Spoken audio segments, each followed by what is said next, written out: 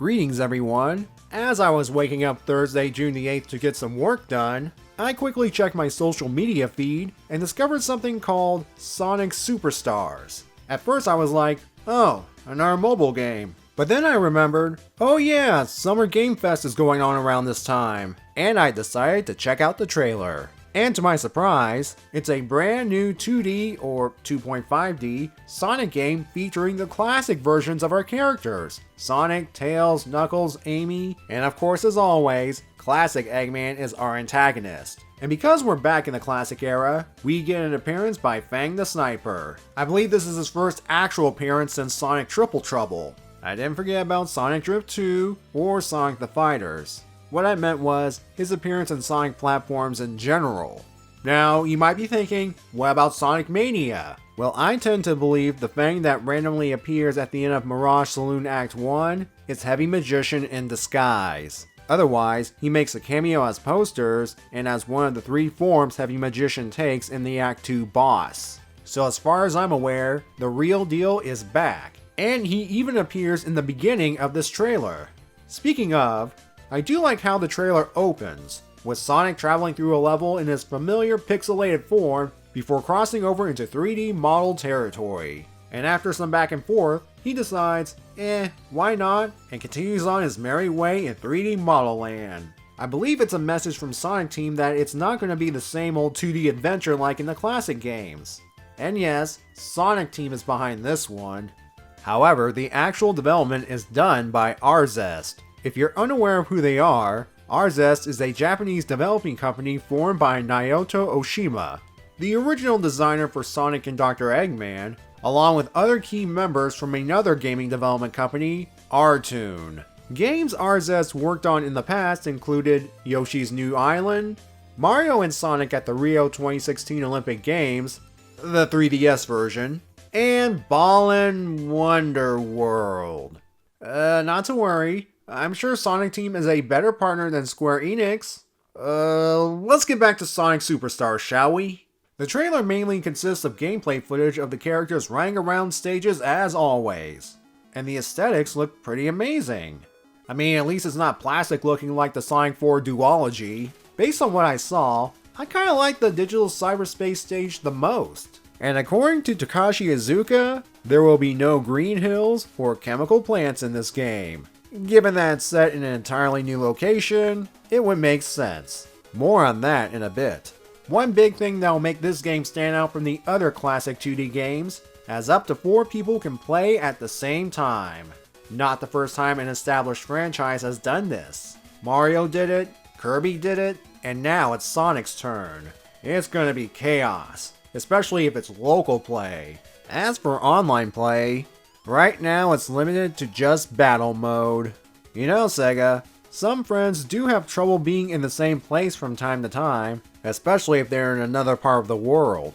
I'm just saying, online play for the main campaign would be convenient. The trailer goes on to show some interesting things like our 4 characters being turned into digital squids in the cyberspace level, might be a gimmick for that stage only for all we know, and Sonic turning all blue and running on the side of a wall for a bit. Yeah, Sonic Team being Sonic Team decided to put in some new gameplay power-up mechanics that any one of our characters can use. But this time they come from a familiar source, the Chaos Emeralds themselves. It seems in this game, the individual emeralds can grant certain abilities like turning into water to climb waterfalls and creating clones to fight enemies. After some back and forth, I've decided I'm okay with the emeralds being used in this way. In the past, getting all the Chaos Emeralds resulted in a character going super, usually Sonic, and or unlocking the true ending of a game. So if they want to expand the Emerald's role by granting different powers, I say, go for it.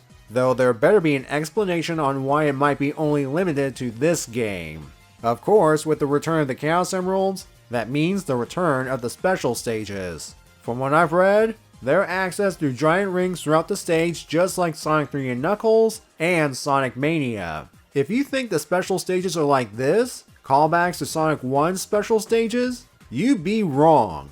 There are bonus stages accessible through star posts, which is good because we don't want to feel nauseous trying to get the emeralds again. The real special stages are these 3D sections where you have to do some swinging in order to get the emerald. I'll have to wait and see how it compares to special stages of the past, but at the very least, I'm happy it's not another Sonic 2 half-pipe. As for the plot, it's your typical classic Sonic fare. Sonic and his friends are exploring the mystical North Star Islands while taking down both Eggman and Fang the Sniper. There's also going to be a new mysterious adversary designed by Oshima himself. Two things about this. The location appears to be following the tradition of naming settings based on direction, like South Island and West Side Island. All that's left is some East Island location.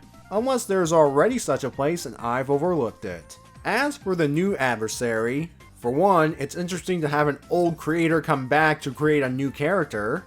And two, and whoever they are, I'm guessing they're going to be a native to North Star, and they're not going to be happy with these trespassers on their turf. Kinda sounds like Knuckles with Angel Island.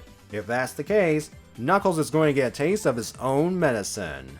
Then again, this character is wearing what seems to be a metal helmet, which could mean Eggman might be controlling them if it's some sort of brainwashing device. It also conveniently hides their identity. Apparently, the character is named Trip. I wonder why. Oh, and take a look at the title screen here. It looks like there's a spot for one more playable character. I think we all know who's going there after a certain point. I'm sure we'll get more info about this game as it gets closer to its release date around fall of this year. I am a little wary about its $60 price tag, but I'm going to buy it anyway. Now with this surprise reveal of a 2D Sonic game from Sonic Team, it makes me wonder, and I'm going tinfoil hatty for this one, do you think they were jealous of Sonic Mania's success, that they decided to make a new game set in the classic era? I wouldn't put it past them, as them and Sega as a whole has made some questionable decisions throughout the years. The fact that recently it was revealed that there were plans to do a Sonic Mania follow-up, but they fell through, kind of fuels the speculation. Still, the likes of Azuka and Christian Whitehead have pointed out that Superstars' physics are on par with other classic Sonic games, meaning things aren't entirely bad between the parties. Hopefully. Regardless, I am cautiously optimistic for Sonic Superstars. Most who have played the demo at Summer Game Fest said it looked promising. Chances are, like past releases, there will be some tie-in material like an animated short and or a comic. And yes, I'll cover those when they become available. And that's pretty much my thoughts on this game's official announcement. I probably didn't mention this or that, but I want to go casual for this video. Though I should probably mention that if you subscribe to the game's newsletter, you can get Amy's modern outfit for free. Though why would ya? I kinda like the classic Amy look better. And isn't it funny that Sonic Origins Plus features an official playable Amy, as well as a convenient way to play Sonic Triple Trouble? Here I am going all tinfoil hatty again. Are you looking forward to this game? Or are you just meh? Let me know in the comments below. Also, please like and subscribe if you enjoy my content in general. And with that, have a good day.